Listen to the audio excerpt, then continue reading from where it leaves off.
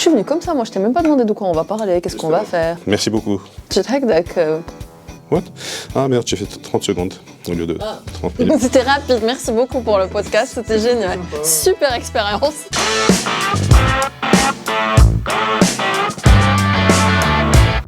Bonjour à tous et bienvenue dans Samuel Bilik Podcast. Aujourd'hui, j'ai une invitée qui est une très très bonne amie, qui est médecin, mais on va pas parler de médecine parce que... Salut Fred, bienvenue. Salut Samuel, merci beaucoup de me recevoir. Je suis très contente d'être ici. Ouais, ça fait très longtemps qu'on en parle. Oui. Et bah oui, et c'est enfin l'occasion. J'ai vu les précédents, j'avais vraiment envie de participer au podcast et voilà. L'occasion s'est présentée et je suis très contente de venir discuter avec toi. Justement parce qu'il y a eu plein de trucs qui se sont passés dans ta vie entre-temps. Oui, il y a eu beaucoup de choses. Il y a eu le service civil. DEMS déjà, service civil, voilà. Donc, je me suis sortie il n'y a pas longtemps. Ouais, il y a eu de là, ouais, au moins ça. Ouais.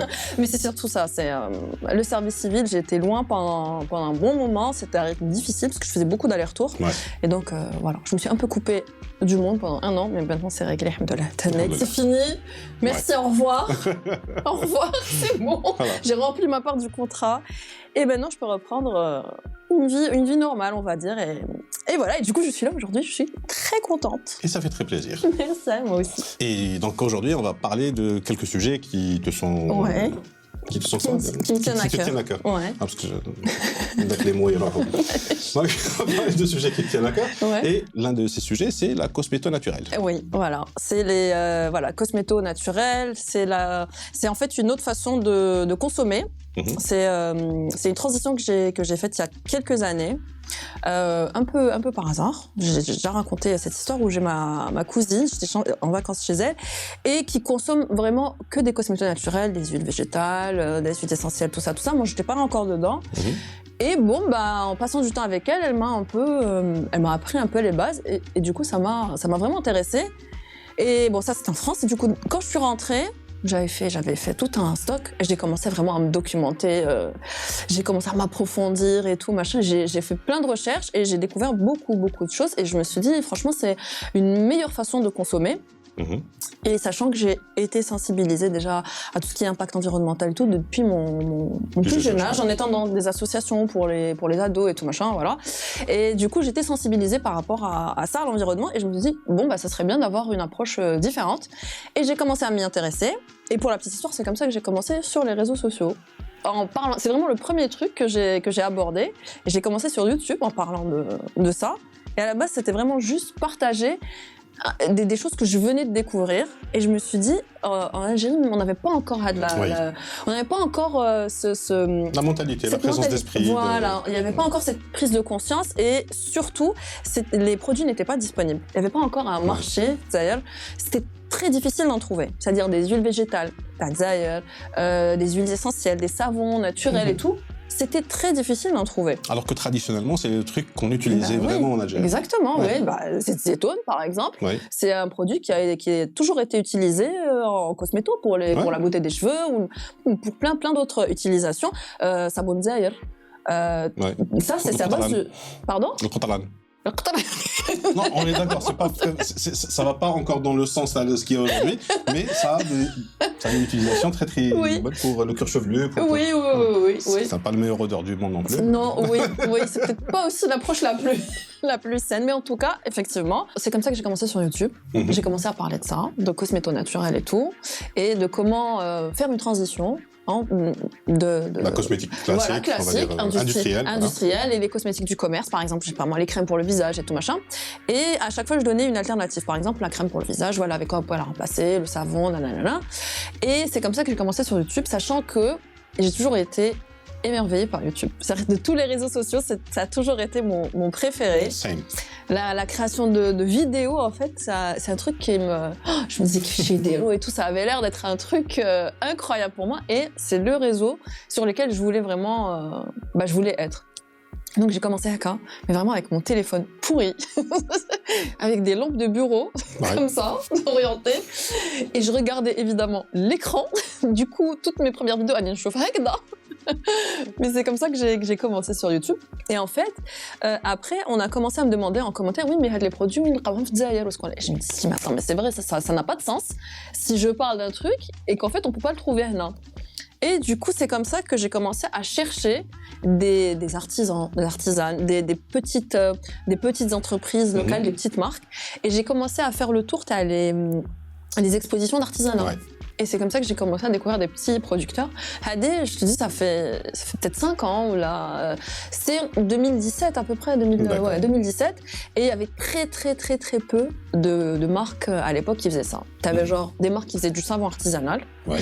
T'avais 1 ou 2 marques qui faisaient des huiles végétales. Et c'est à peu près tout. Les huiles essentielles, à l'époque, c'était quasi impossible. Je crois que j'avais trouvé une seule marque qui faisait des huiles essentielles. Mais au fil du temps, en fait, ça s'est un peu démocratisé.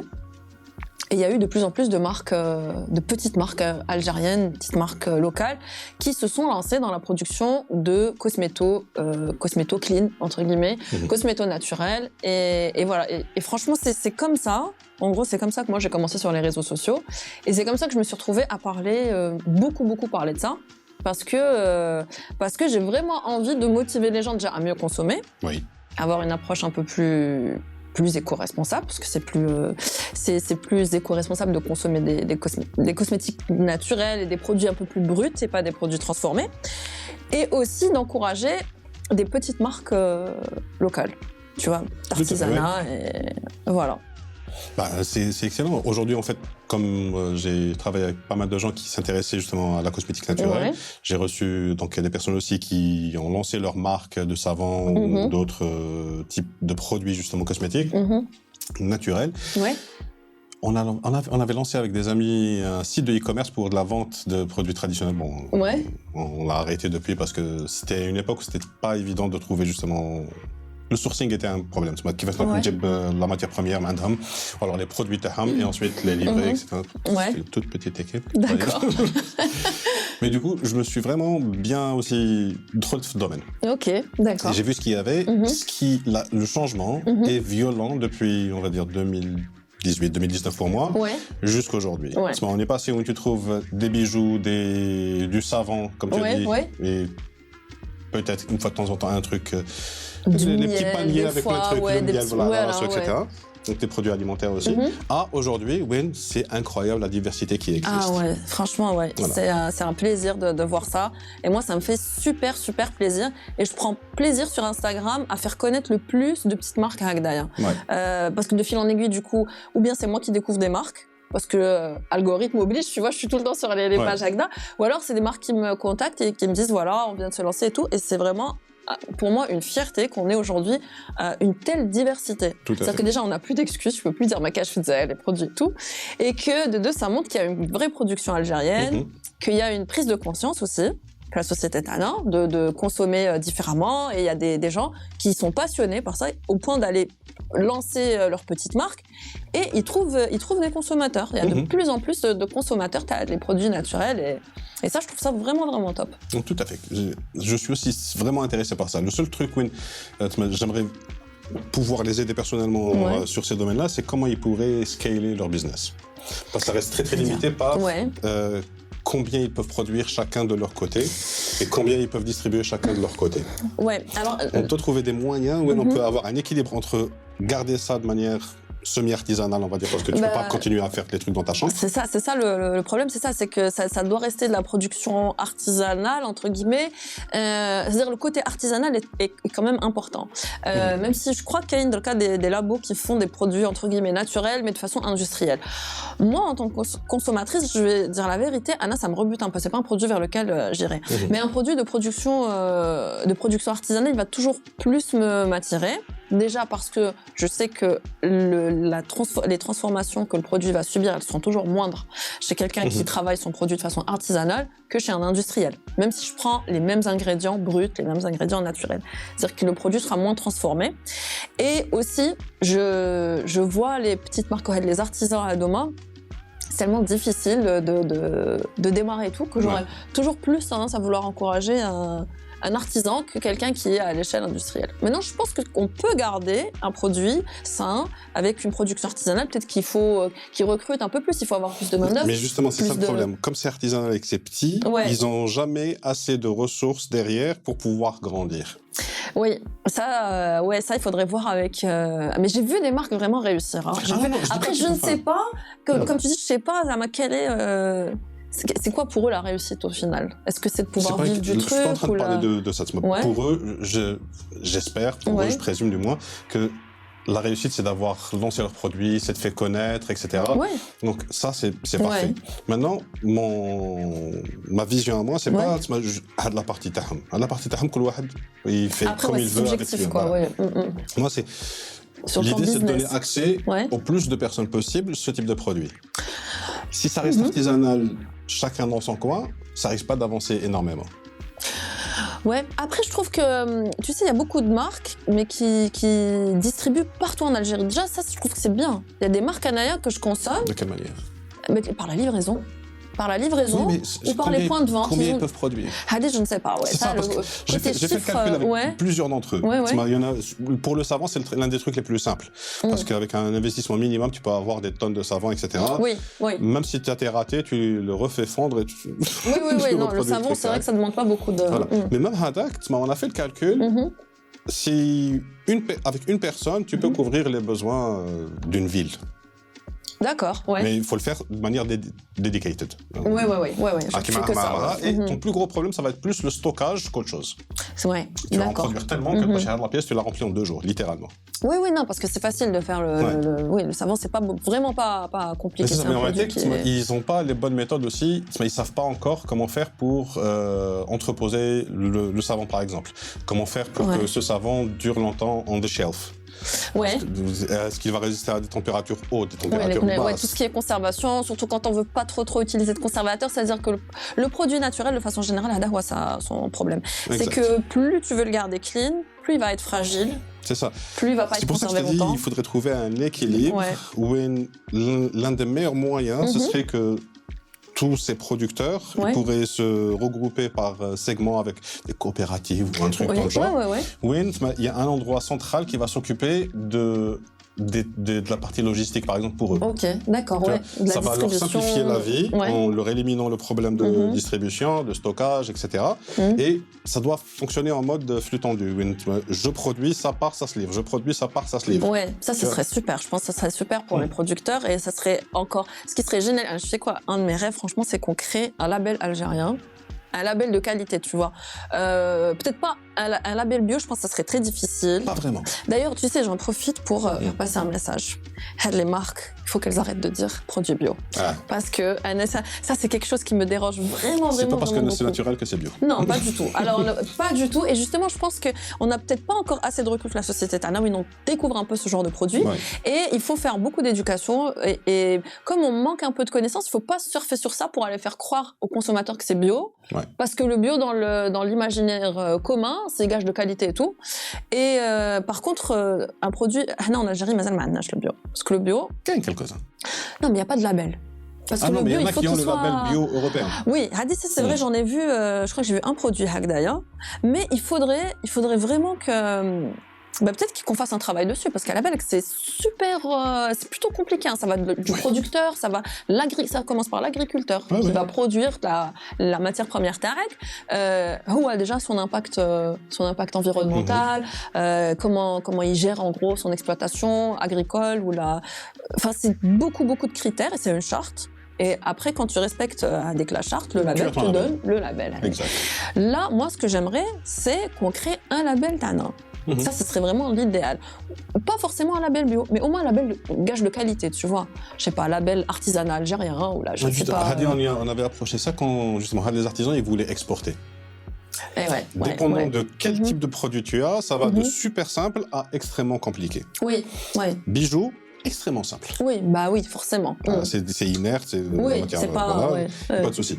tu passes à des produits cosmétiques, ça devient très compliqué. Ouais. Tu passes à de la matière que tu peux manger, ça devient un cauchemar. Oui, c'est sûr, c'est sûr. Et parce que c'est une réglementation différente de pays en pays. Oui, j'imagine, parce que Hadouma, c'est des choses qui vont avoir un impact sur la santé, tu vois, c'est ce que tu consommes, c'est des choses que tu vas consommer. Oui, t'as pas envie d'avoir des problèmes comme ça. C'est sûr, c'est sûr. Mais ça, franchement, je trouve que ça serait bien s'il y avait un label algérien pour les artisans, ou ne serait-ce qu'un label cosmétique algérien, ça serait super. Ça pouvait déjà aider les producteurs et les petites marques, comme tu dis, à mieux gérer et leur donner un coup de pouce sur le plan logistique, peut-être même sur le plan business, parce que je pense que Anna, les marques avec lesquelles je discute très souvent, tu sais, c'est des étudiants ou des étudiantes. Ouais. Et qui me disent, voilà, j'ai lancé ma petite marque. Très souvent, c'est des gens en pharmacie, c'est des étudiantes en pharmacie, ou des jeunes pharmaciennes, ou des biologistes, des biochimistes et tout. Alors moi, c'est celle avec qui j'ai discuté et qui décident de lancer leur business à côté, leur marque à côté. Et je pense que quand on se lance à Agda, on essaye, peut-être qu'on n'a pas l'éducation business qu'il faut. On a fait un business. Voilà. Pas l'éducation business, c'est très différent. Oui. Et je pense que ça serait bien justement qu'il y ait quelque chose pour aider les marques Hadoma, leur donner un coup de pouce. Mais tu sais, je pense que limite ça devrait être des aides étatiques, parce que c'est des marques locales, tu vois, c'est des marques algériennes, ça c'est l'artisanat algérien, ça c'est quelque chose qui c'est de la production algérienne. Donc normalement, pour encourager, on devrait donner tous les outils à ces jeunes entrepreneurs pour réussir. Ouais. Et on continuera après la petite pause qui n'est pas publicitaire. On continue sur le même truc ou on passe... Je sais plus où on en était. On était sur donc le cosmétique, on a parlé de l'export, on a parlé de l'organisation. Tu me parlais de l'export. Oui, c'est ça, tu parlais de ça. Ok, d'accord. Ah voilà, je te disais que ça c'était normalement c'est à l'État de les aider. Très bien, voilà. Pour les aider à développer leur business au maximum et encourager d'autres personnes justement à se lancer dans l'entrepreneuriat et dans la production. Parce que, bah oui, au final, c'est ça qui fait de la production algérienne. Ouais. Et plus il y aura des produits, plus les gens vont consommer algérien au lieu de consommer des produits d'importation. Mais alors, coûte de plus en plus cher. C'est plus possible. Ça devrait être déjà rien que ça, l'inflation, ça devrait être un argument pour consommer algérien. Mais le problème avec ça, c'est que les produits algériens vont souvent utiliser de la matière première qui n'est pas algérienne aussi. Oui, ça dépend. Ouais, c'est vrai que ça dépend. Il y a parce que, bon, en tout cas, là, je parle de ça, la cosméto. Il y a des produits, des ingrédients de la matière première où quoi qu'il arrive, même en France, ils vont aller les importer parce que c'est des choses qui n'existent pas. Bon, après, il y a des choses qui existent à tout ce qui est huile d'olive, huile d'abricot, il y a plein d'huiles végétales qu'on peut faire. Il y a aussi des minéraux qui sont utilisés, qui la poudre d'indigo, Nila bleue là. On a l'argile aussi. Enfin, il y a plein de choses qu'on peut trouver ici. Il y a d'autres choses comme l'huile de coco, beurre de karité, etc. Ça, c'est pas ici. C'est pas le bon écosystème. Voilà, c'est pas une spécialité locale, on va dire. Donc forcément, il va y avoir des choses qui seront importées. Donc oui, j'aimerais vraiment beaucoup voir cette industrie et plein d'autres grandir et prospérer en Algérie. Oui. Donc que tous ces gens qui veulent gagner leur vie et de leur passion, qui est souvent justement la cosmétique naturelle, les produits bio et tout ce qui s'ensuit, donc pouvoir grandir. Les freins à ça aujourd'hui que je détecte dans ce marché sont en général reliés aux ressources alloués à ce domaine. D'accord. Si je démarre, moi, dans ma maison, à faire ce genre de produits, je vais être freiné par mon temps. Combien je peux consacrer à ce business. Je devrais créer les produits. Donc, c'est moi qui produis, c'est moi qui vais faire le sourcing de la matière première, c'est moi qui vais faire le marketing, c'est moi qui vais faire la distribution, c'est moi qui vais faire la livraison. Oui. Donc, ça, c'est les limites.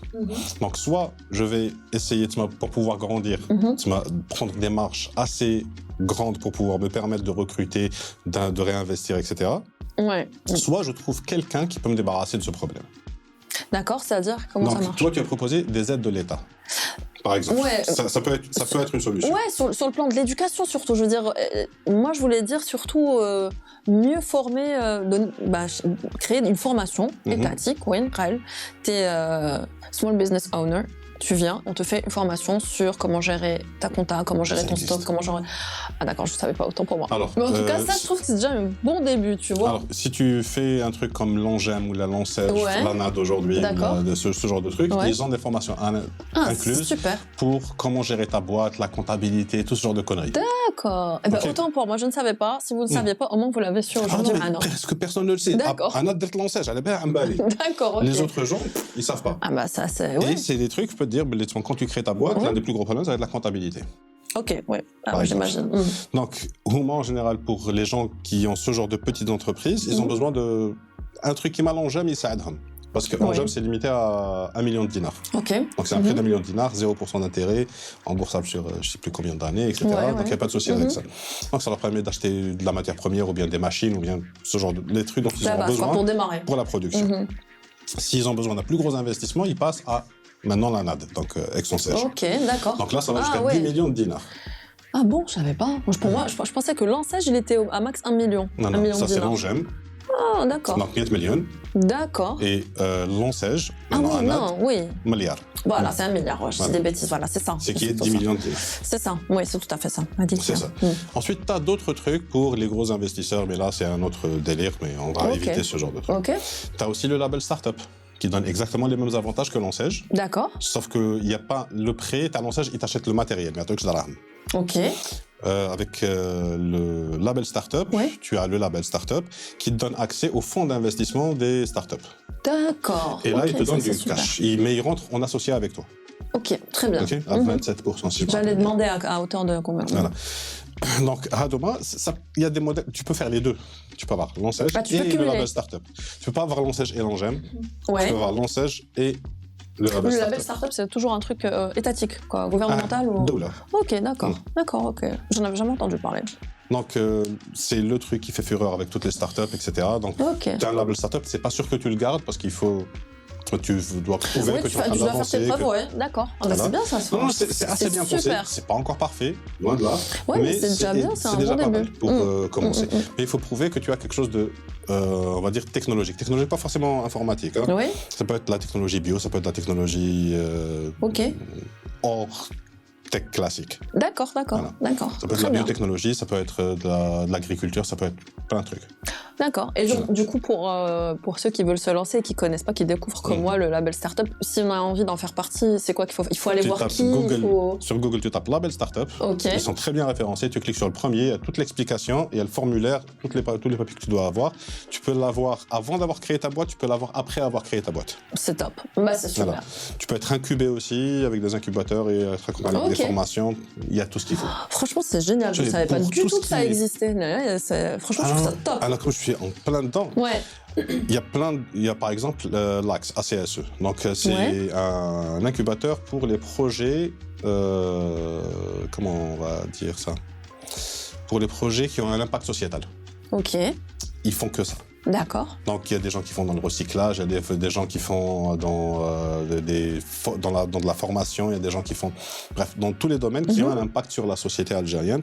Et ils sont accompagnés avec des prêts de la part de différents organismes ou bien de l'ONU. Il y a plein de trucs comme ça. Donc, personnellement, je les forme chaque année. Donc, les promos Legio, il y a plein de formateurs qui les accompagnent. Je suis l'un d'eux. Ok.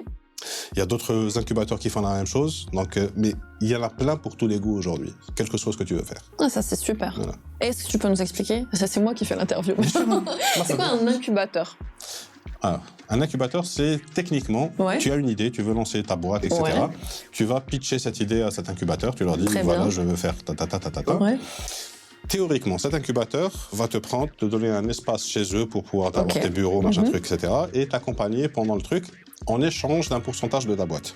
Ok, genre comme des actions, quoi. C'est ça. Ok. Donc, l'idée, dans l'absolu, c'est ça. Sauf qu'en Algérie, c'est très compliqué de pouvoir avoir ce modèle. Ça, c'est le modèle américain, européen, etc. Ouais, pourquoi c'est compliqué? Le principe, tu as des actions. Quand tu crées une boîte, tu peux avoir une boîte, une SPA en Algérie, c'est une société par action. Donc, les boîtes à doma, techniquement, l'action prend de la valeur, du coup, tu peux revendre et faire une plus-value sur ça. Tu peux pas faire ça en Algérie. D'accord. Parce que maintenant, la bourse. On a la bourse, parce que maintenant, ah bah oui, un jour, je sais pas, juste à côté, la bourse d'Alger, c'est écrit, et je dis, ah, on a la bourse en Algérie. Oui, il y a 5 boîtes qui sont dedans et qui, ça bouge pas, quoi. Mais du coup, est-ce qu'il y a un marché? Est-ce qu'il y a... Il y a rien. Du coup, elle est là, mais elle est pas là. Exact. D'accord. On peut pas investir. Stock market, ma cash. Si, tu peux.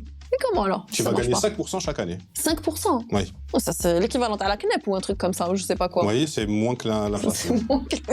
Donc, techniquement, tu perds de l'argent. Tu perds de l'argent. Moi, je préfère dire que ça n'existe pas. Non, mais parce que... Attends, c'est intéressant, parce que je vais te dire, Anna, actuellement, là, à 30 ans, et des poussières, on va pas chipoter sur les... Hein, mais je me dis, ça, il faut qu'on commence à réfléchir à investir. Oui. Je sais pas si je suis trop influencée par la culture américaine, mais ça, c'est quelque chose que nos parents ne pensaient pas à investir à 30 ans. Parce que... Mais là, même si j'ai pas les fonds pour investir, mais c'est un truc qui me travaille. Et je me dis, si je voulais investir dans le cas pour ma retraite, mais je ne sais pas, en fait, en Algérie, comment tu peux investir. Mais qu'est-ce qui fâche? Si, tu n'es pas de main. Oui, bon, c'est que ça. En fait, t'as pas le choix. C'est ça, c'est où t'investis dans l'immobilier. Mais tu peux pas commencer petit, parce que tu n'as pas le temps, il faut avoir les fonds aussi. C'est des briques. C'est ça, c'est une brique avec mais on n'a pas de... En fait, il n'y a pas qui pêche. Un jeune trentenaire avec d'ailleurs, déjà l'inflation, bismillah, ou l'autre riche.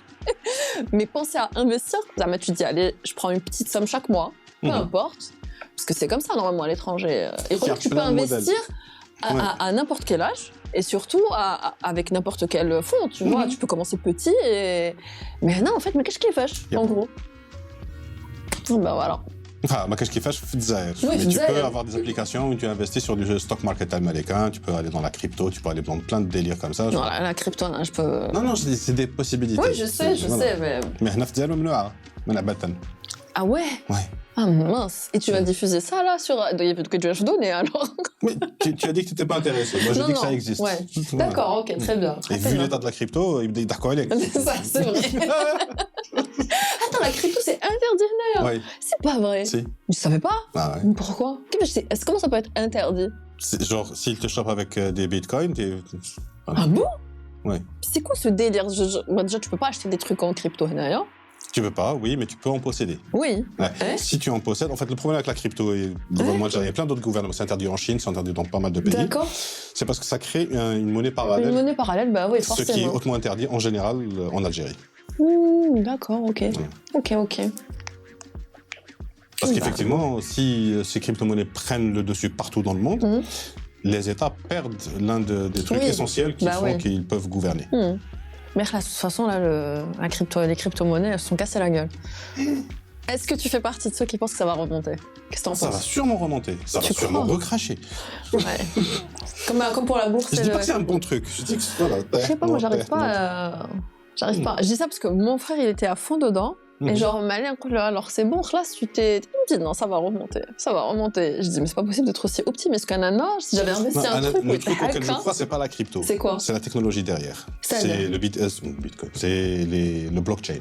Ok, d'accord. Ça, c'est une technologie... Alors, c'est très difficile à conceptualiser, mais dis-toi que c'est une nouvelle version d'Internet. Oui, non, j'avais vu, j'ai gratté un peu la surface, parce que ça m'intéressait, j'ai vu des documentaires là-dessus, mais tu penses que ça, c'est l'avenir? Il y a des problèmes actuellement avec toutes les technologies qu'on utilise qui peuvent être radicalement changées grâce à ça. D'accord, oui. Voilà. Ah, peut-être, hein. Peut-être. Autant que les années 90, parce que Internet, c'était le truc très très bizarre que personne ne comprenait. Bah oui, c'est ça, des fois je me dis ça commander un truc sur Internet, de quoi tu parles? C'est pas possible. Aujourd'hui, tu vas encore dans des magasins. C'est exactement ça, ouais. C'est ça que tu fais des plaisirs.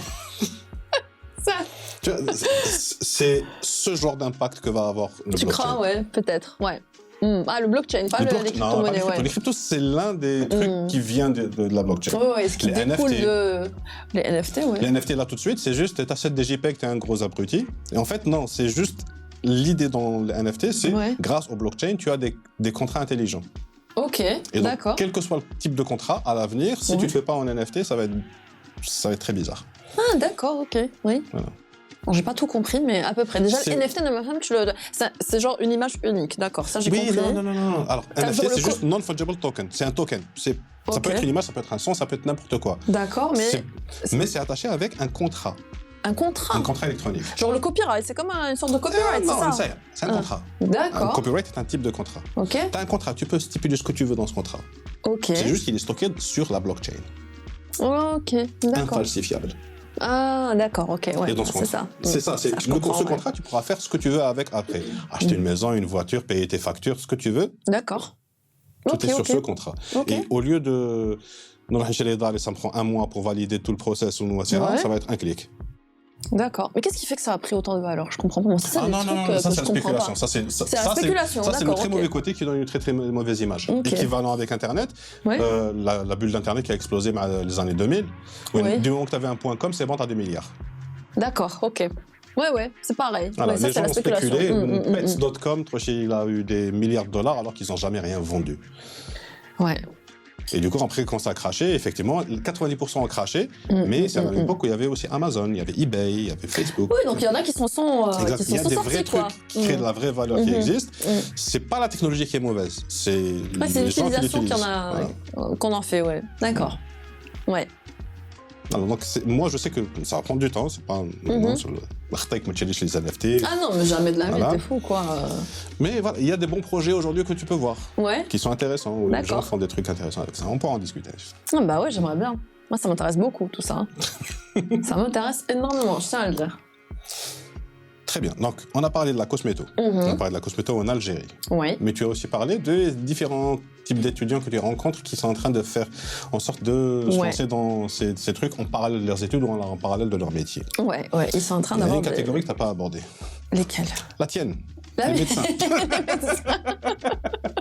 Quand il y a des biologistes, C'est vrai. Eh ben oui, c'est vrai. Il y a pas mal de médecins aussi, d'étudiants en médecine, d'étudiantes en médecine, parce que en fait, c'est vrai que je travaille beaucoup plus avec des female-owned business.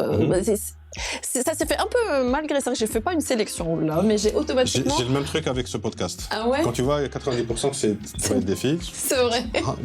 C'est un truc qui se fait un peu naturellement. Je sais pas à l'âge, mais après je vais être honnête, c'est quelque chose qui me tient aussi à cœur. Donc je mets beaucoup en avant des business qui sont créés par des femmes, par des jeunes femmes très souvent, et c'est des fois des étudiantes en médecine. Et d'ailleurs, je sais que pour de la cosméto naturelle, j'ai vu des étudiantes en médecine créer d'autres business. Il y en a qui ont créé des marques de tenues de bloc. Et ça, je trouve ça top, parce que les tenues de bloc aussi, c'était un truc très compliqué d'avoir des jolies tenues de bloc. T'avais que le truc classique, vert, bleu, rose.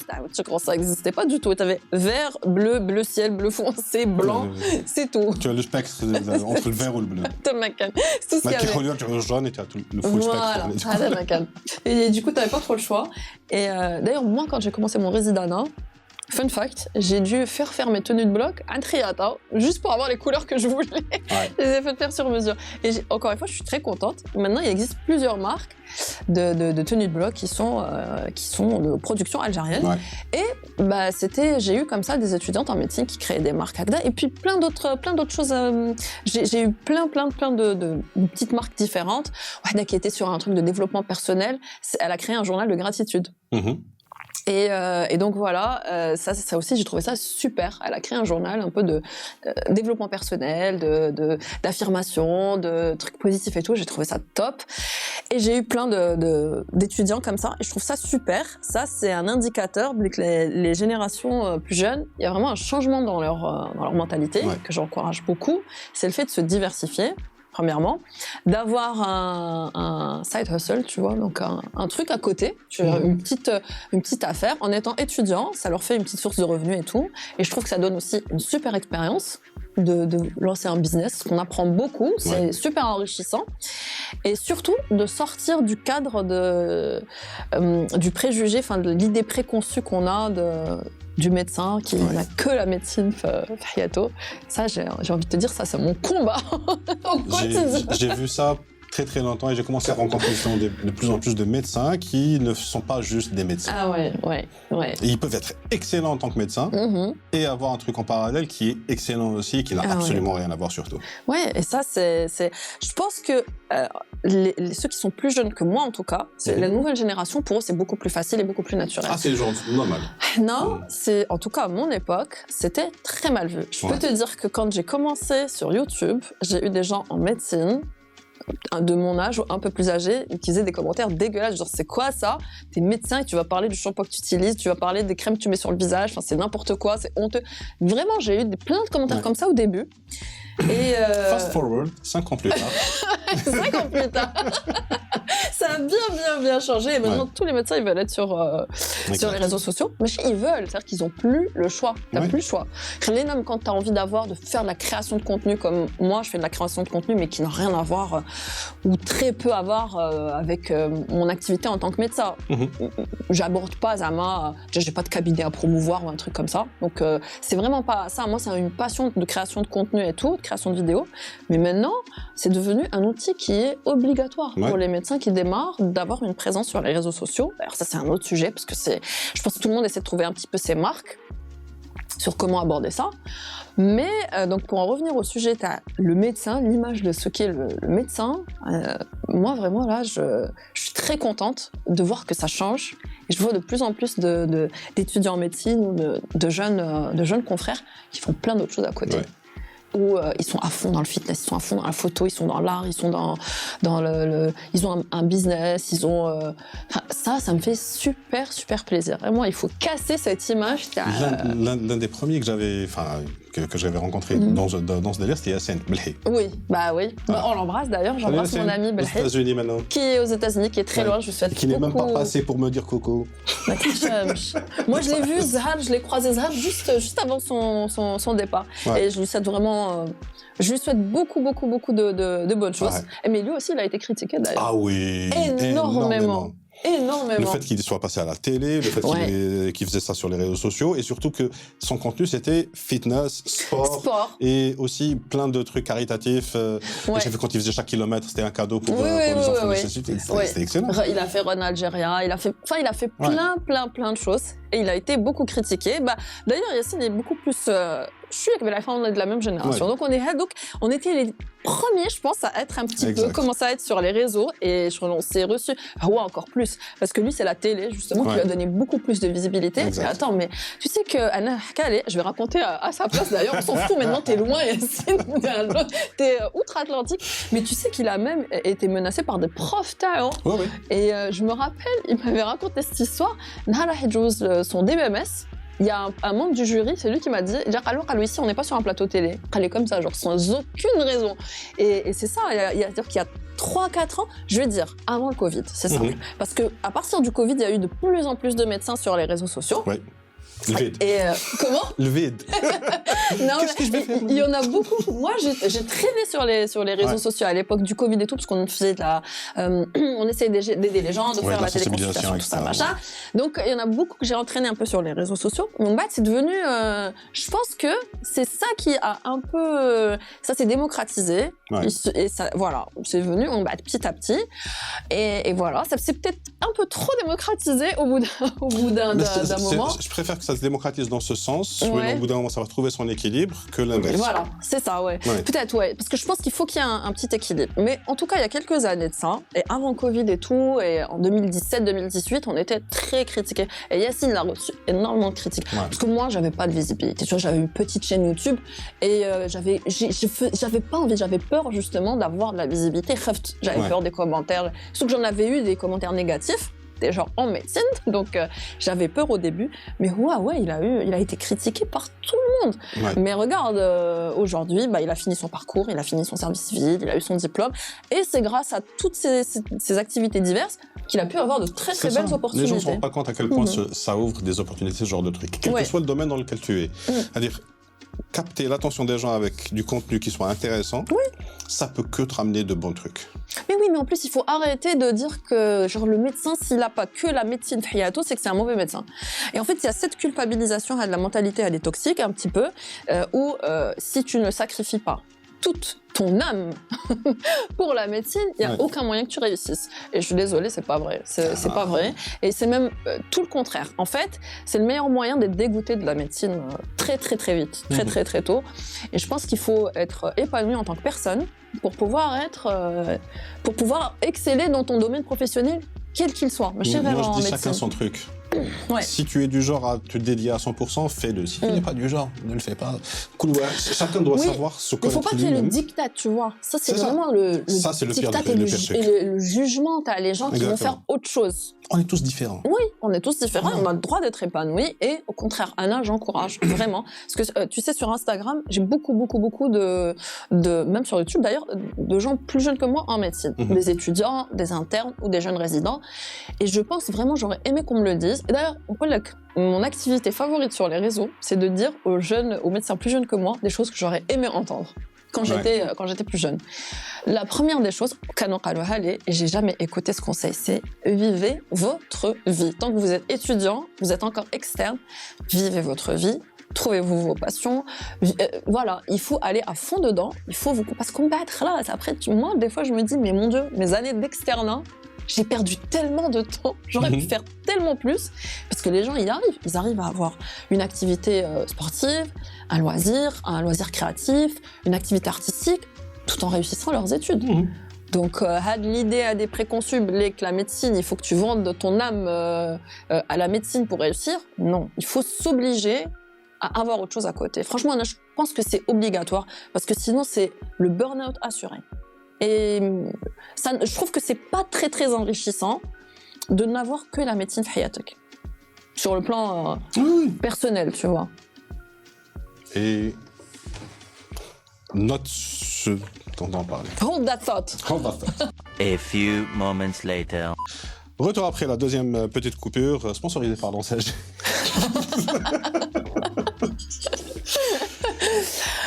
Alors. Oui, donc il n'y a pas que la médecine dans la vie. Exactement. Et j'aimerais étendre ça à tous les domaines. Oui. Il n'y a pas que ce domaine dans la vie. Ouais. Et un job doit rester un job. Oui. Anna, c'est vraiment ça. Je pense que j'ai eu cette prise de conscience il n'y a pas très longtemps.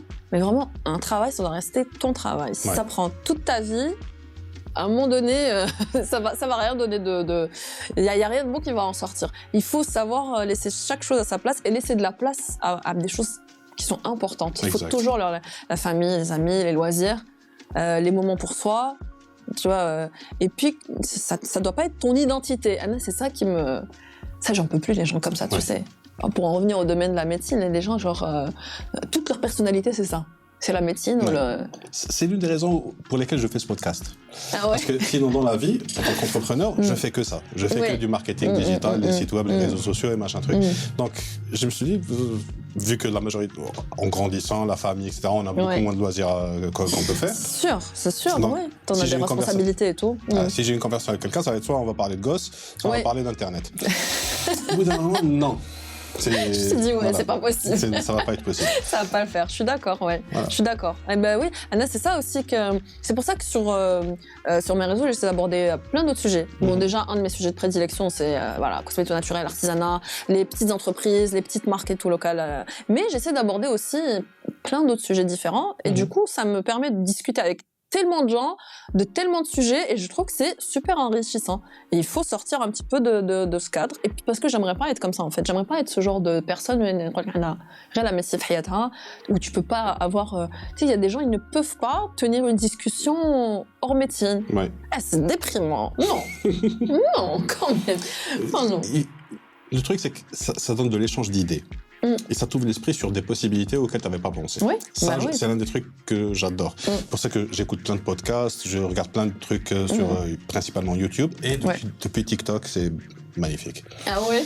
TikTok, c'est le truc où je découvre le plus de sujets ou d'idées que j'avais jamais vues avant. Ah ouais? Où je découvre des personnes que j'aurais jamais pu découvrir avant non plus. Ah ouais, c'est sûr. Mais tu dois avoir un bon algorithme alors. Parce que là, j'arrive pas à accrocher. Faut l'entraîner. Oui, il faut l'entraîner. C'est vrai que ça prend du temps. En fait, je sais pas si c'est passé à un moment donné, j'avais commencé à voir sur TikTok et j'avais commencé à avoir un bon algorithme. Du jour au lendemain, mon algorithme, il est parti en vrille. Ouais. Je sais pas. T'as changé de téléphone? Non, j'ai pas changé de téléphone, non. T'as désinstallé l'application, un truc comme ça? Peut-être. Parce qu'il y a un truc où tant que l'application tourne, tu vas avoir le même truc. La dernière fois, j'ai formaté le téléphone parce que j'avais une connerie qui s'était passée. Car lancé tout, TikTok, c'est... J'ai tout perdu. Mais c'est ce qui m'est arrivé. Tu sais qu'à un moment donné, j'étais sur un algorithme qui était génial, où forcément, j'avais que des trucs qui me plaisaient. et comme tu dis, tu peux apprendre des trucs, tu tombes sur des profils intéressants et tout. Et puis d'un coup, ouais, Est-ce que tu es du genre à t'abonner aux trucs que tu trouves intéressants sur TikTok? Pas trop, non. Essaye de t'abonner quand tu trouves des trucs intéressants. Okay. Et quand il part en vrai, Hagdak, et tu as la For You page où tu as tes abonnements. On repart sur tes abonnements, regarde, out of J. Ouais, après, j'ai pas trop accroché. Comme je t'ai dit, moi, mon réseau préféré, ça a toujours été YouTube. Kif, non, c'est le numéro 1 pour moi. Ouais. Mais j'ai tout appris, moi, sur même des vidéos, même de la chirurgie. Hein, c'est-à-dire qu'il y a même des vidéos de chirurgie. Il y a tout. Oui. Il y a tout. Et j'adore. Franchement, ça, c'est le truc. Si je devais garder une application, honnêtement, ça serait YouTube. Et là, j'ai découvert beaucoup de choses. Beaucoup de choses. J'ai découvert des gens, j'ai découvert... Mais l'algorithme, des fois, tu te fais aspirer par le vortex de... J'ai pas ça. Ah ouais? Je consomme. Alors, j'ai remarqué justement à travers la discussion que Koulouad qui fait consommer YouTube. Ouais. Anna, la page d'accueil. Ouais. C'est quand je termine de voir mes vidéos, t'as ma liste Watch Later. Ah ouais? En fait, j'ai des abonnements. T'as les chaînes Ouais, moi aussi, il y a des trucs. Ouais. Par contre, YouTube, je m'abonne grave. Oui. Ouais. Dès qu'il y a un truc, t'as un nouveau créateur que je suis. Watch Later. Et du coup, je me retrouve à la fin de la journée ou à la fin de la semaine avec une tonne de vidéos à regarder. Okay. Je les regarde. Ouais. Kun Khalasso, qui m'a dit à la fin de l'année, etc. Donc, il y avait beaucoup moins de vidéos qui sont sorties. Ouais. Là, c'est les seules fois où je vais aller sur... C'est intéressant à regarder. Sérieux? Ah non, moi c'est différent. Anna, déjà, avec la Watch Later, jamais je watch later. Jamais. J'ai des vidéos. La dernière fois, il y a des vidéos, je les ai mises là-bas il y a 4 ans. Je me dis, tiens, c'est bien, j'ai retrouvé cette vidéo. Tu vois. Mais en fait, non. Anna, je regarde. En fait, j'ai des trucs bien précis. Kintroll, il y a les gens auxquels je suis abonnée, qui produisent des vidéos de façon régulière, une fois par semaine en général. Donc voilà, Kintroll, je me dis, tiens, telle youtubeuse, tel youtubeur, la vidéo, et puis je vais la voir après. Sinon, qu'est-ce que je vais voir avant de dormir? De la ASMR. Je sais pas si tu connais. Si. Mais je suis ça pas très fait porté sur ça. Plus de 10 ans que je ne peux pas dormir sans. Ouais. Donc, en fait, j'ai un petit onglet en haut. Tu sais, les trucs là par tête. On a aidé directement l'onglet ASMR. Donc, j'ai ça pour dormir. Et sinon, y a des trucs que je revois. C'est Kaamelott. Dis-moi que t'es fan. Oh yes! C'est pas faux. C'est pas faux. Je regarde ça sans modération. Ouais. Mais tu sais que je connais par cœur. Ouais, j'ai diminué. J'ai des phases en période d'examen. Je deviens ultra sarcastique. C'est Arthur. Oui. Et tu sais quoi, je l'ai fait sur YouTube justement, l'interview d'Alexandre Astier après le film. T'as vu le film? Oui. Moi aussi. T'as aimé ou pas? C'est adorable. Pas autant que les. Non, c'est différent, séries. Mais j'étais tellement contente de retrouver. Les saisons de 1 à 5, on va dire, qui sont épiques, ce que tu veux. Ouais, t'as pas aimé la 6e? Non. Ensuite, la 6e, c'est devenu un film. Ah oui, c'est le truc. Justement, c'est différent. Ça... Complètement. Mais c'est le truc préféré, et le film Hadak. Parce que tu vois, c'est le prequel, c'est le truc, qu'est-ce qui s'est passé avant et tout. Moi aussi, j'adore. C'est épique. Chez Gaël From, comment il se comportait, c'était quoi. Non, mais c'est un génie. Mais en même temps, il y avait toute la profondeur encore plus. T'as touché comment il pensait, le truc qui va mourir, le personnage, etc. C'est vraiment excellent. Ah ouais. Tu as ce film ensuite qui est venu et ils ont continué sur ça, mais je sais pas. Il y a eu trop de temps entre les deux. Il y a des trucs qui ont été perdus. Oui. Ah, certainement. Mais en fait, la fin était tellement... En ce qui me concerne, c'était tellement triste. Tu sais, la fin de la fin, t'as la saison 6. C'est-à-dire que quand tu repars, la fin de la saison 5... J'ai pas envie de spoiler, peut-être qu'il y a des gens qui vont regarder ce quand même. Moi, ça fait plus de 10 ans. Il y a prescription, ça. Il y a prescription, grave. Mais quand tu pars de la saison 5, il finit de façon très triste. Ouais. Et qu'après la 6... Tu fais un bon 15 ans avant Kaamelott. Mais à la fin de la 6, tu retrouves Arthur après l'événement tragique, on va dire. Mais moi, que ça se termine comme ça, avec, ça m'avait fendu le cœur. J'avais trop hâte qu'il revienne. Parce qu'à la fin de la série, il te dit bientôt Arthur redeviendra un héros. Et du coup, j'avais trop hâte de... Et puis la tendresse que j'ai pour les personnages, les revoir et tout. Attends, c'est qui ton personnage préféré? Ah non, c'est... merde. Qui?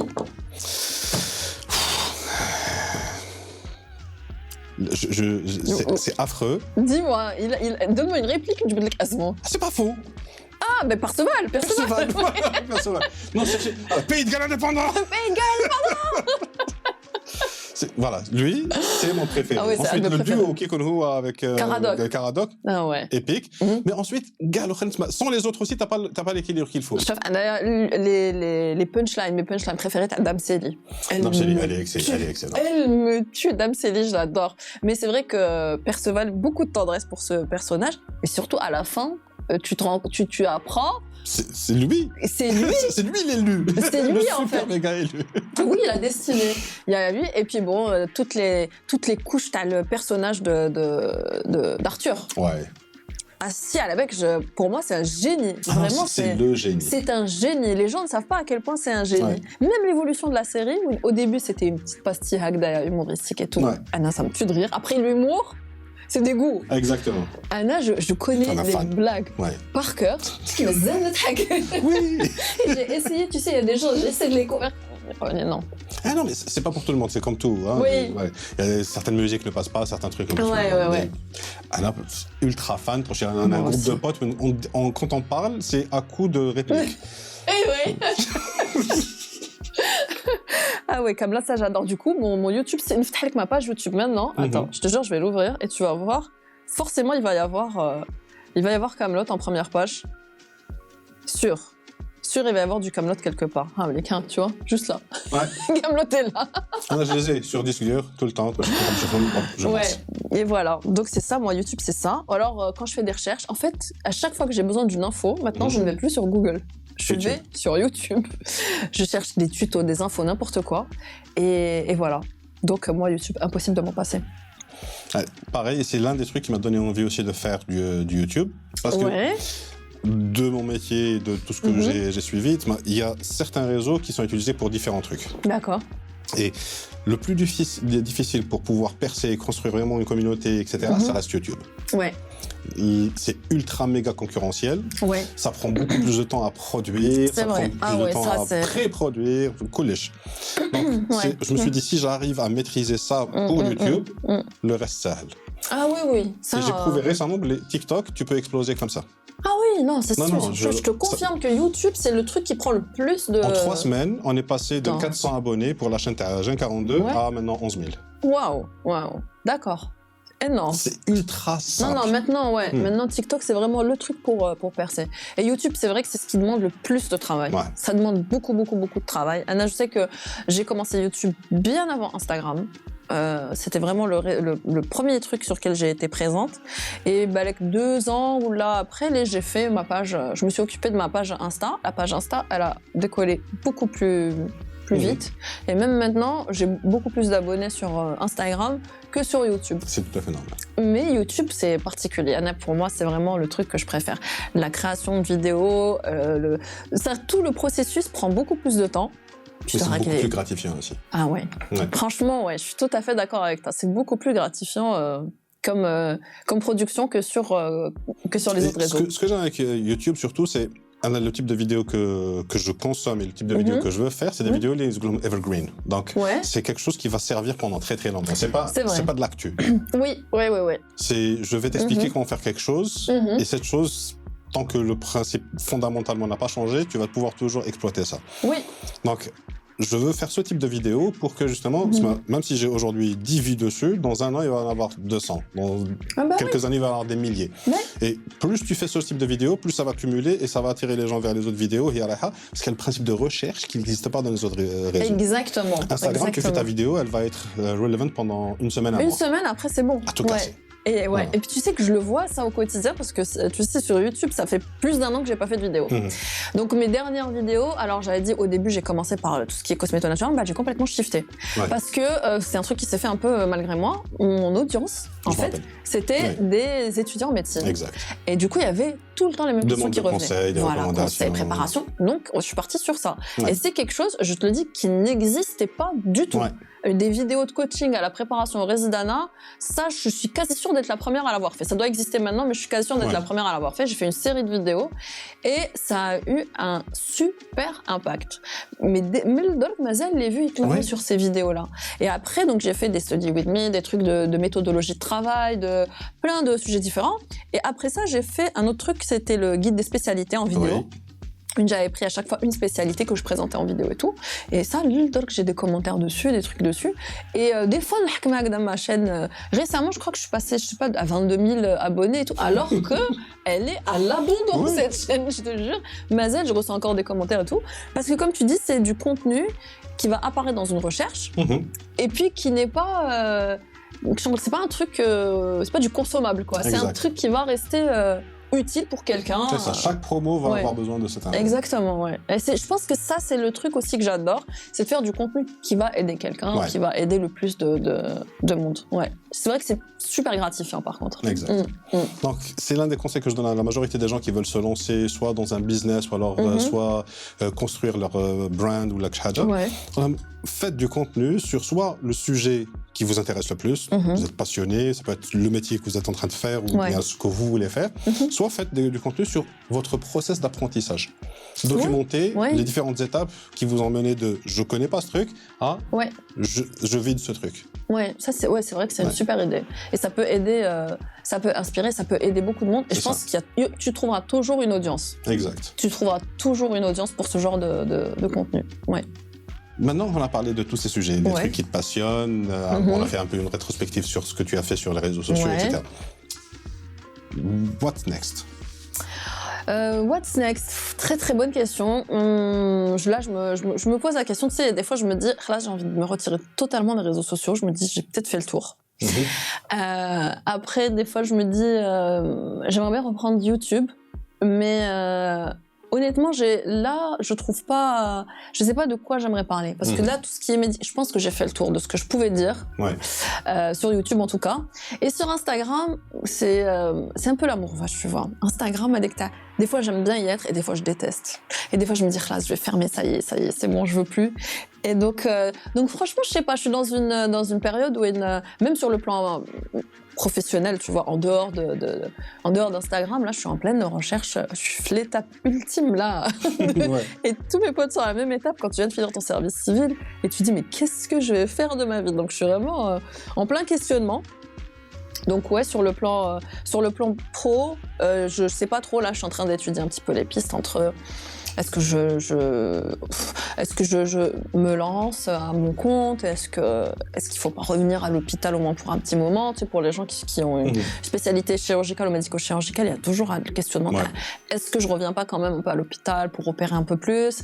Est-ce que je me barre pas, tout simplement? Parce que j'ai envie de voir d'autres horizons. Je me dis, voilà, tant que je suis jeune, j'aimerais bien voir autre chose. Donc, là, vraiment, je suis perdue.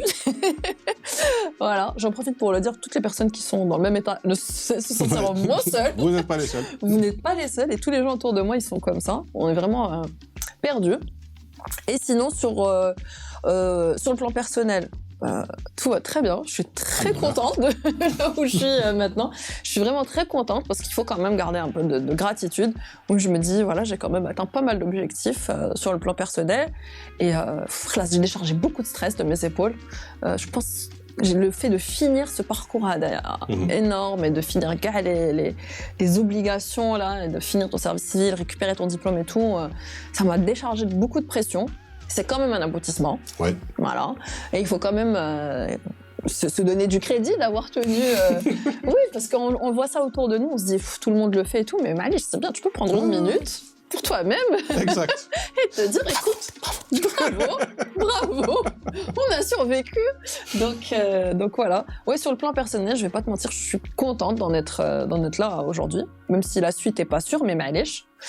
Et puis pour les réseaux sociaux, je sais pas, aussi gros questionnement, parce que je sais plus, ça m'amuse plus autant qu'avant, je vais pas te mentir, même si j'aime bien avoir ce contact avec les gens, ou le peu de fois, d'ailleurs je suis beaucoup moins présente qu'avant.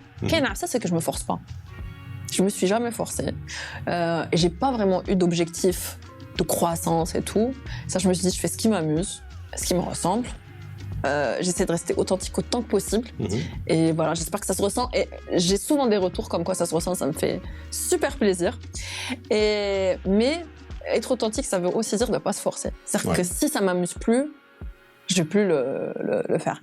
Là, je suis un peu dans l'entre-deux. J'espère que j'ai retrouvé un sujet qui va m'intéresser, parce que je trouve que c'est quand même une bonne plateforme, les réseaux sociaux, pour transmettre des messages, pour faire écouter des avis divers. Ouais. Surtout dans notre société, où on a cette idée, t'as un certain moule, et que finalement, il n'y a pas que ça. Et ça aussi, ça me tient à cœur de montrer qu'il y a d'autres choses dans notre société, une autre mentalité, d'autres façons de voir les choses. Donc c'est un peu ça qui me retient sur Instagram en tout cas. Ouais. Où je me dis, j'ai eu des discussions très intéressantes, j'ai abordé des sujets où il m'a fallu un peu de courage, on va dire, pour forcer à aborder certains sujets, mais ça m'a permis d'avoir des discussions très intéressantes avec beaucoup de gens, et ça m'a redonné espoir, je vais pas te mentir. Parce que je me disais, c'est des avis qui sont minoritaires, ou qui sont un peu touchy, où tu te dis, je vais recevoir quand même beaucoup de négativité derrière. En fait, non. Donc, c'est super. Bizarrement, ça vient en général d'un truc motsinayage. Oui. Oui. Ah oui. Franchement, oui, des fois sur n'importe quel sujet Hakdaya, et j'aborde comme ça un sujet, je me dis, vas-y, lance-toi. Je me dis, ne fais pas attention au nombre de personnes qui t'adalent avec tes potes et tout. Ouais. Après, on verra bien ce qui se passe. Au pire, je bloque, j'en ai rien à foutre, voilà. Tout simplement. Donc, et au final, je me suis rendu compte que ça pouvait avoir un impact positif. Ça m'a redonné un peu espoir, parce que j'ai vu beaucoup de gens avec des discours très encourageants pour moi, en tout cas. Et je me dis, ça, c'est quelque chose de positif que j'adore faire aussi sur les réseaux. C'est peut-être ça aussi qui me retient un peu. Et le reste, je sais pas. Je fais un peu le stade un peu où tu fais le tour, tu fais un peu une overdose, tu fais un peu de... Donc ouais, j'essaie de trouver un moyen de, renouveler mon rapport, ou changer peut-être mon rapport au réseau. Voilà. Est-ce que ça t'intéresserait d'avoir ton podcast ? Parce que ça pourrait être intéressant. Franchement, ouais, j'y ai pensé. J'y ai vraiment pensé. Mais je me suis jamais approfondie. C'est toi qui, tu te rappelles, tu m'avais conseillé ça il y a longtemps. Tu m'avais dit que ça serait bien d'avoir un podcast. Et ouais, j'adorerais avoir un podcast. Mais j'ai pas. Là, je pense que j'aurais un peu plus le temps de réfléchir. Mais c'est un truc que je vais envisager. J'adorerais ramener des gens. C'est ça, parce que ça te fait des conversations, tu découvres des personnes à travers justement ces conversations. Ouais. Et ça peut t'ouvrir justement, ça te donner plus d'idées pour le reste. Oui. Que tu fais. Peut-être que peut-être que, tu vois, peut-être tu vas donner peut-être que c'est ça la suite pour moi, ça va être ça va être plus d'aller sur des podcasts et d'essayer de ramener parce qu'il y a plein de gens intéressants, il y a plein de gens, des Algériens, je parle d'Algériens, parce que il y a des gens qu'il faut mettre en lumière. Et je veux qu'on nous mette un petit peu en lumière. Une réelle avec, des fois, je vois... Écoute, j'ai beaucoup d'affection pour nos voisins, les Tunisiens, les Marocains et tout. Mais des fois, avec une chauffe, ils explosent et ils sont mis en lumière et tout. J'ai vraiment... je les adore et j'ai beaucoup d'amis d'ailleurs marocains. Mais oui, mais pourquoi nous, on se met pas en lumière comme ça? Et tout. C'est vraiment ça. J'aimerais bien qu'on puisse mettre en lumière nos artistes, nos créateurs de contenu, nos entrepreneurs et tout. Donc ouais, ça pourrait être sympa. Hein. Peut-être que c'est ça la suite pour moi. Tu viens de me donner une idée. C'est même pas compliqué. T'as pas besoin de tout ça pour faire un podcast. Ouais. Parce que là, franchement, on est chez les pros. Hein. Je vous le dis, les gens voient pas. Moi, chez les pros, le coût de tout ce studio, c'est une caméra. Comment? Chez les pros. Une caméra pro, ça coûte le coût de tout ce studio. Non, je parle de moi avec ma ring light. Je me sentais déjà super... Écoute, le jour où j'ai investi dans une ring light et un micro-cravate pour YouTube, j'ai dit, khalas, Spielberg, c'est fini. Universal Pictures, j'arrive. Mais là, je vois, tu sais, les softbox, c'est magnifique. Hein. Pour moi, ça, c'est le rêve. C'est le rêve. Pour le podcast, tu as besoin d'un seul truc. Tu as besoin de 2 micros, parce que c'est le son qui va être le plus important. La lumière, tu n'as pas besoin d'avoir un truc extraordinaire, tu as besoin d'avoir... Des softbox, quoi. Quelques softbox. Une seule, ouais. C'est des plaques barques, donc ça prend pas beaucoup d'espace. Ouais, j'en ai vu. T'as juste avec les trucs, les trucs. Ouais, je vois exactement ce que c'est. Donc ça coûte pas super cher. T'as besoin d'une seule pour avoir de la lumière et d'une caméra. Et il me faut un local surtout. Il me faut un local, tu peux filmer où tu veux. Ouais. C'était parce que d'ailleurs, je me suis dit, ok, je vais faire ça et en parallèle, je fais ça pour mes clients aussi. Donc ça me rapporte de l'argent. Oui. Mais si c'était Anna وحدي كنا درتها في الدار في الشمبرات باش راك تدور. Bah ouais, franchement. Non, je connais des gens داروها باش عباد في internet des Algériens باش هنا des petits jeunes. Oui. وين alors تموتي بالضحكه طابله باردون طويبله non parce que vraiment tu vois les cafés super صغار تمشي C'est bon, je vois, ouais. هكذاك تمشي deux micros cravate يهضروا على تيك توك tu vois Oui, c'est bon, je vois. et Coverta qui les retourne bien pour le son. D'accord. Épique. Et t'as des conversations magnifiques avec ça. Eh ben écoute, je pense que c'est ça. 2023, on va essayer de lancer. Ouais, franchement, oui. Je vais essayer. Coverta تاع النمر. les années 80. Je vois exactement l'image avec la couverture. Vous êtes trop jeune. Voilà. Vous êtes trop jeune et je vous déteste. On vous déteste. Ouais, bah c'est peut-être ça la suite. Ce sera une bonne idée. Tu viendras. Ah, please. J'adore ce jeu. J'ai pas souvent l'occasion d'avoir des conversations aussi longues. Oui. Parce que c'est soit avec l'équipe, soit avec les clients, c'est tac, tac, tac, problème, solution, problème, solution. Mais je sais que ça va bien. C'est vrai, ouais, c'est rare maintenant qu'on prenne le temps de discuter. Et puis, je pense aussi, des fois, même si c'est-à-dire, tu pourrais avoir l'occasion de discuter Hagdaya et open up, tu vois, avec à une personne que tu connais pas. Bon, on se connaît, mais à une personne que tu connais pas et tout, tu ramènes. C'est une super occasion, je trouve. On se met à l'aise et. Bah, j'ai eu plusieurs personnes que je connaissais pas à faire le podcast et c'était excellent. L'une des dernières, c'était Nessaline Flow Yoga. Voilà, conversation excellente. Ouais, j'adore cette fille. On a eu, enfin bref, il y en a eu plusieurs. Les récents, c'était des amis aussi que je connaissais depuis longtemps, mais cool dans son domaine. Mais il y en a eu plusieurs. Oui, c'était Hagda. Le gars de Barber Art, le gars qui a lancé la boîte. Donc je le connaissais. Salut, mais quand je vais chez lui. Mais on a eu le podcast qui fait ensemble. Les deux feats, le projet Shadio Design, donc réalité augmentée, mais pour valorisation du patrimoine Tadzaïr. Ah ouais, c'est donc elles font de la reconstruction 3D de monuments algériens et de... Ouais. Moi, du coup, ça te fait des discussions que tu n'aurais pas forcément dans la vraie vie et tout. Ouais, bon, c'est super. Bah, en tout cas, bravo à toi pour l'idée. J'ai pas inventé le principe. Non, mais je sais. Mais allez, écoute, ça me fait au moins quelqu'un que je connais qui a un podcast où je peux venir. Ouais. Depuis le temps que j'avais envie de participer à un podcast. Et ouais, bah, peut-être. J'espère que je vais... T'as besoin d'aide pour ça, y a pas de souci. Ah bah super, merci. Pour autre chose aussi. Super, parfait. Et du coup, où est-ce que les gens pourraient te trouver s'ils veulent te retrouver sur Internet ? Alors, ils peuvent me retrouver sur YouTube, sur ma chaîne YouTube, qui s'appelle Lilypunk, je crois. Je suis même pas sûre, Lilypunk, ouais. Je crois que ça s'appelle Lilypunk, ma chaîne. Sur Instagram, sur ma page, c'est Dr Hossein Fla. Vous pouvez taper Lilypunk aussi, voilà, c'est pareil. Et c'est tout. Bah, en gros, c'est tout, hein, Instagram. Pas de Facebook, pas de TikTok, pas de... Non, Facebook, je l'ai complètement délaissé. Parce que je vais pas te mentir, pour une raison très simple, c'est devenu une rubrique nécrologique. C'est-à-dire qu'à chaque fois, on me troll Facebook, il y a des avis de décès, des trucs comme ça. Et ça m'angoisse, et il y a toujours des mauvaises nouvelles. Donc, j'ai laissé tomber Facebook. Et TikTok, non. Non, j'ai pas... J'avais ouvert une page TikTok, mais je produis strictement rien dessus. Donc, je me suis pas encore lancée dessus. Donc, non. YouTube, si vous voulez voir mes vieilles vidéos, mes anciennes vidéos qui peuvent vous être utiles. Et sinon, Instagram. Voilà, pour l'instant. Donc, je mettrai tous les liens dans la description si vous voulez la retrouver.